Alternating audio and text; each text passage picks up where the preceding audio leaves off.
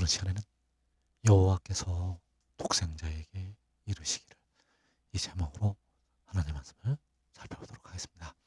여호와께서는 스스로 있는 자이시오, 독생자는 여호와께서 태초에 낳으신 아들이 된다는 사실입니다. 그래도 이 시간에 여호와께서 독생자에게 이르시기를, 이 제목으로 하나님의 말씀을 살펴보도록 하겠습니다. 그래서 시편 110편 1절에서 여호와께서 내 주에게 말씀하시기를, 내가 내 원수들로 내 발판이 되게 하기까지 너는 내 오른쪽에 앉아있으라 하셨도다.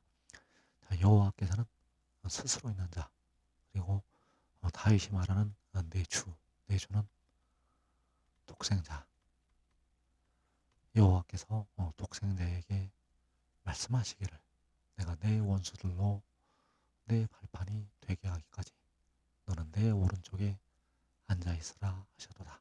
그 독생자로 하여금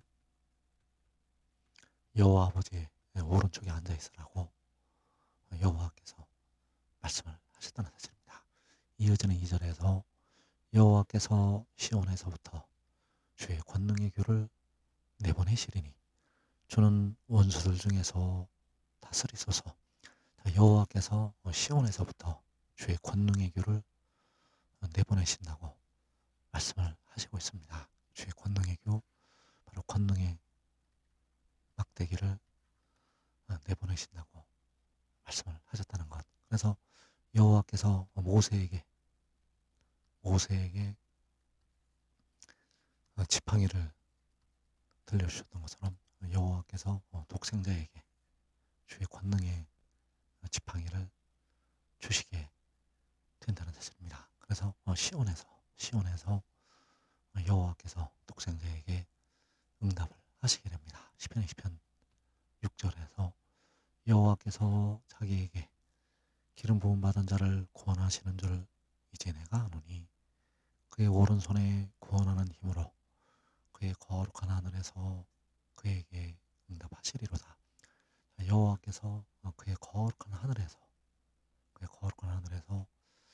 그에게, 바로 독생자에게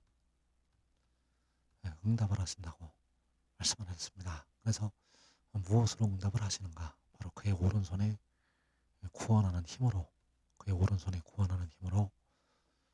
응답을 하신다고 말씀을 하셨습니다. 그래서 이 응답을 하실 때가 바로 주의 권능의 규를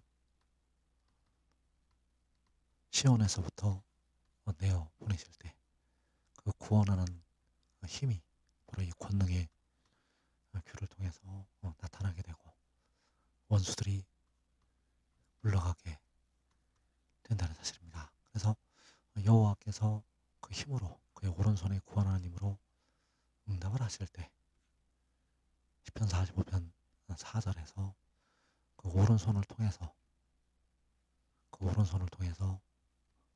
하나님의 힘이 나타나게 됩니다. 그래서 아버지의 오른손의 힘이, 여호와 아버지의 오른손의 힘이 독생자의 오른손을 통해서 나타나게 된다는 사실입니다. 왕의 오른손이 왕에게 놀라운 일을 가르치리이다.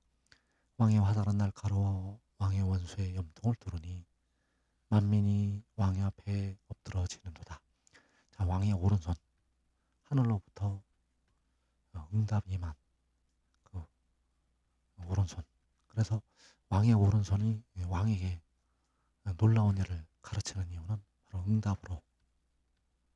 응답으로 여호와 아버지의 오른손의 힘이 왕의 오른손, 바로 독생자의 오른손에 임하였기 때문입니다. 그래서 만민이 악을 행하는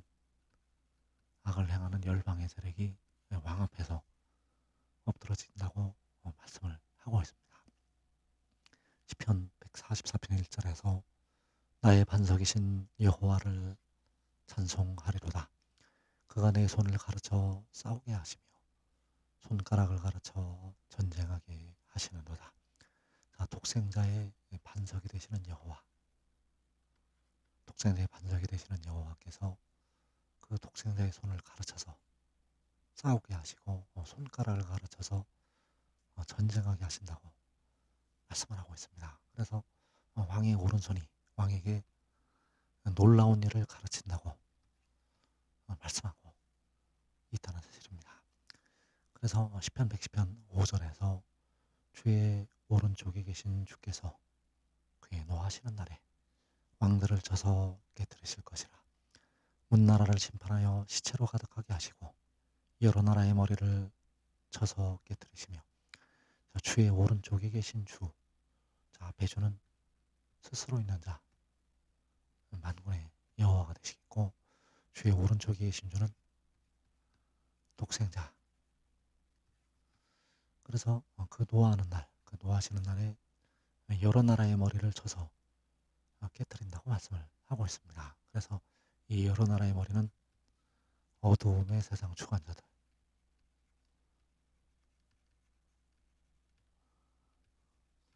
사탄의 역사를 따라서 어두움의 세상 주관자들이 하나님의 백성들을 괴롭히고 많은 피를 흘렸기 때문에 그 여러 나라의 머리를 쳐서 심판을 하게 됩니다.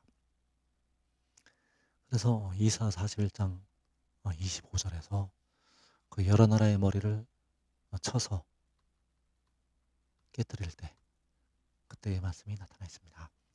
내가 한 사람을 일으켜 북방에서 오게 하며 내 이름을 부르는 자를 해둔 곳에서 오게 하였나니 그가 이르러 고관들을 석회같이 도기장이가 진흙을 밟음같이 하리니. 자, 이 고관들이 바로 여러 나라의 머리, 어두움의 세상 주관자들을 말씀을 하고 있습니다. 그 여러 나라의 머리를 진흙을 밟음같이 하게 된다는 사실입니다. 그래서 이 일을 행하시는 분은 바로 만군의 여호와께서 한 사람을 일으켜서 북방에서 오게 하시고 여호와께서 자기의 이름을 부르는 자를 해도는 곳에서 오게 하신다고 말씀을 하고 있습니다. 그래서 해도는 곳에서 오게 하는 것이 먼저고, 그리고 북방에서 오는 것이 두 번째. 그래서 내 이름을 부르는 자, 바로 독생자가 되겠고, 일으키시는 한 사람 역시 독생자를 가리켜서 말씀을 하고 있습니다. 계시록 7장 2절에서 또 홈에 다른 천사가 살아계신 하나님의 인을 가지고 해 돋는 데로부터 올라와서, 이 다른 천사가 바로 내 이름을 부르는 자요 독생자, 그 독생자가 살아계신 하나님의 인을 가지고 해 돋는 데로부터 올라오게 됩니다. 계시록 19장 11절에서 또 내가 하늘이 열린 것을 보니 보라, 백마와 그것을 탄 자가 있으니 그 이름은 충신과 진실이라. 그가 공의로 심판하며 싸우더라. 자, 백마와 그것을 탄 자가 역시 독생자, 바로 한 사람을 일으켜서 북방에서 오게 한다고 할 때 북방에서 오는 것을 말씀을 하고 있습니다. 북방에 있는 시원산에서 내려오게 된다는 사실입니다. 그래서 독생자를 해둔 곳에서 오게 하셔서 고관들을 밟게 하시고, 그리고 독생자를 북방에서 오게 해서 역시 고관들 여러 나라의 머리를 쳐서 깨뜨리시게 한다는 사실입니다. 그래서 계시록 7장 2절에서 또 홈에 다른 천사가 살아계신 하나님의 인을 가지고 해둔 데로부터 올라와서, 살아계신 하나님의 인이 바로 독생자의 아버지의 이름,